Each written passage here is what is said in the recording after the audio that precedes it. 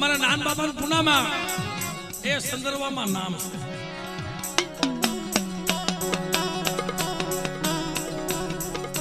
સંદર્ભમાં બાજુ છે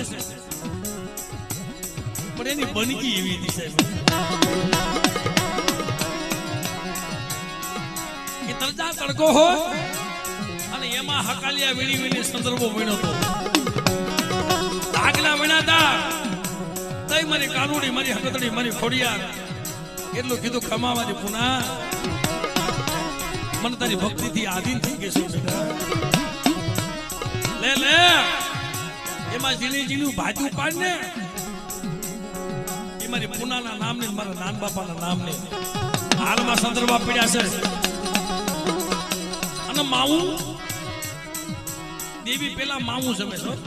આપણે સમાજની માવું તમે કોકની ઇતિહાસ પાછું તમને ખબર પડે કૈલાસભાઈ હાવ રમવામાં એમાં ધ્યાન ન રખાય આપણે દેવી પૂજક વાઘરી છે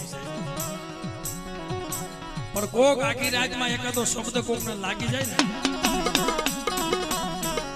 જેમ પારસમણી લોઢાના ટેન્શન બનાવી દે ને એકાદા શબ્દથી મારી નાક તરી જાય છે